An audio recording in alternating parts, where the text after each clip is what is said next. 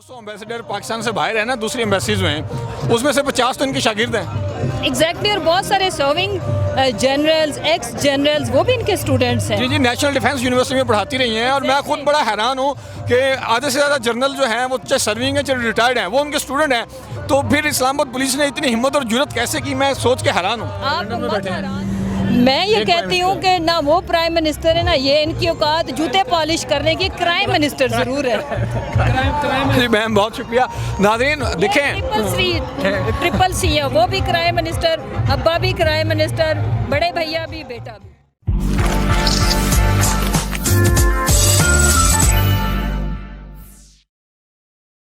अस्सलाम वालेकुम नाज़रीन, मैं हूं लितल चौधरी और आप देख रहे हैं ATC 92। नाज़रीन, आज इमरान खान साहब की कॉल पर उनके सारे टाइगर्स जो हैं वो लाहौर लिबर्टी चौक में मेरे साथ मौजूद हैं मिस मुसर्रत जमशेद साहिबा, और मैं उनका बड़ा मशकूर हूं कि उन्होंने अपना कीमती वक्त दिया। अस्सलाम वालेकुम मैम। वालेकुम अस्सलाम। अच्छा मैम, आज ये जो डॉक्टर शीरी मज़ारी को उन्होंने कैद किया है और पहले कोई केस नहीं था, एकदम इमरान खान साहब की कॉल के बाद रात उन्होंने कहा जी हम डेट बताएंगे, और एक रात के अंदर पता नहीं कहाँ से केसेस पैदा हो गए। ज़रा इसके बारे में हमारी आवाम को बताएं। ये केसेस उसी तरह से बने जिस तरह से ये इम्पोर्टेड हुकूमत लाई गई है अचानक से। जिन लोगों को जेलों में होना चाहिए था वो माशाल्लाह से ऐवानों में बिठा दिए गए। और आज मुझे बड़ी शर्म आई कि जब एक सिटिंग प्राइम मिनिस्टर सरकारी वसाइल का इस्तेमाल करते हुए जिस तरह अपने जो मनी लॉन्ड्रिंग है और मकसूद चपड़ासी वाले पैसे हैं उनकी पेशी के लिए पहुंचा हुआ था, और जजों को माशाल्लाह से धक्के देते फिर रहे थे इनकी सिक्योरिटी। और क्या बदकिस्मती है इस मुल्क की कि इस मुल्क का वज़ीर आला, वज़ीर आज़म और सिटिंग इंटीरियर फेडरल मिनिस्टर आज माशाल्लाह से अपने मुकदमात के लिए अदालतों में थे। जहाँ तक डॉक्टर शीरी मज़ारी की बात है, डॉक्टर शीरी मज़ारी पहले भी कोई छोटी लीडर नहीं थी, सबसे बड़ी पॉपुलर जमात की बड़ी अहम leader, x federal minister. Humanitarian ground के ऊपर उनका बहुत ज़्यादा काम है, इंटरनेशनल प्लेटफॉर्म के ऊपर, एकेडेमिया में उनकी सर्विसेज, और बड़ी अच्छी नॉन टीचर। और उनको मज़ीद बड़ा लीडर बनाने के लिए मेरे ख्याल से जो 200 एम्बेसडर पाकिस्तान से बाहर है ना, दूसरी एम्बेसीज में, उसमें से 50 तो इनके शागिर्द हैं। एग्जैक्टली और बहुत सारे सर्विंग जनरल्स, एक्स जनरल्स, वो भी इनके स्टूडेंट्स हैं। जी जी, नेशनल डिफेंस यूनिवर्सिटी में पढ़ाती रही हैं और मैं खुद बड़ा हैरान हूँ कि आधे से ज़्यादा जनरल जो हैं वो चाहे सर्विंग है चाहे रिटायर्ड हैं, वो उनके स्टूडेंट हैं। तो फिर इस्लामाबाद पुलिस ने इतनी हिम्मत और जुर्रत कैसे की, मैं सोच के हैरान हूँ। आप मत हैरान हो। जिस मुल्क में मीर जाफ़र, मीर सादिक और गद्दार होते हैं ना, तो फिर वहाँ ये हरकतें होती हैं। और फिर अल्लाह का शुक्र अदा करो कि आज 22 करोड़ आवाम जाग चुकी है और वो इनको गद्दारों को रोज़ बता रही है कि तुम मीर जाफ़र, मीर सादिक और गद्दार हो, लेकिन ये ज़माना टीपू सुल्तान का नहीं है, ये कप्तान का ज़माना है और यहाँ पे लोग अपने हकूक़ को पहरा दे रहे हैं। अब इनको लग पता जाएगा जब 22 करोड़ आवाम पूरे पाकिस्तान को जलसागाह बनाएंगे ना, तो इनको समझ आ जाएगी। ये जो इन्होंने पाकिस्तान के साथ तजर्बा गाह बनाया हुआ है ना इस मुल्क को, और आज हमारे मुल्क की इकॉनमी बर्बाद, और इन्होंने इस मुल्क को तबाही के दहाने के ऊपर जाके खड़ा कर दिया है, अनारकी फैला के रख दी है। इसका बदला आवाम इनसे चुन चुन के लेगी। मेरा जो रिसर्च है इसमें इमरान खान साहब रशिया गए और जो उन्होंने वहाँ एग्रीमेंट करने की बातचीत की, उस सारी पॉलिसी को देखा जाए तो अगले 2 साल के अंदर अंदर हमारा सारा कर्जा भी उतर जाता है और अमेरिका से आज़ाद भी हो जाते हैं। लेकिन इन लोगों ने हमें आज़ाद नहीं होने दिया, इम्पोर्टेड हुकूमत ने। देखें, ये जो साम्राज्य कुव्वतें हैं वो कभी नहीं चाहती। याद रखो कि हम जो गोरे अंग्रेज़ थे ना, आज़ादी उनसे मिली और काले अंग्रेज़ों के हाथ में चली गई। पहले ईस्ट इंडिया कंपनी के थ्रू पैसा जाता था, आज मरियम नवाज़ के जो अपार्टमेंट्स हैं, सिरे महल है, स्विस अकाउंट्स है, ये सारे उन्हीं के मोहरे हैं। उन्हें ये स्टूजिस क्यों चाहिए, उन्हें डीज़ल क्यों चाहिए, उन्हें जरदारी बीमारी क्यों चाहिए, उन्हें ये शरीफ, ये जो चोर हैं चेरी ब्लॉसम क्यों चाहिए? क्योंकि उनको पता है कि ये चोरी का माल हमारे मुल्कों में लेके आ रहे हैं और इधर आज भी हुक्मरानी तो उन्हीं की है। ये कभी नहीं चाहते कि हम आज़ाद हो जाएं, हमारी आज़ाद खारजा पॉलिसी हो।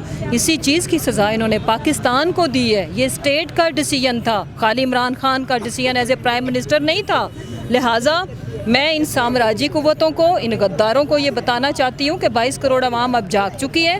अब पाकिस्तान मज़ीद तजर्बागाह नहीं रहेगा। इंशाल्लाह हम 2/3 मेजॉरिटी लाएंगे, आज़ाद खारजा पॉलिसी रखेंगे। किसी के दुश्मन हम नहीं हैं, अमेरिका के दुश्मन नहीं हैं। हम दोस्ती चाहते हैं, फ़ैसले खुद करेंगे। जो हमें सूट करेगा, मज़ीद भी दोस्त हमारे होंगे। रशिया अगर हमें सूट करता है, लुक, एक तो जो अगर हम उनके साथ किसी भी किस्म की तजारत करते हैं, फ़ासले कम है।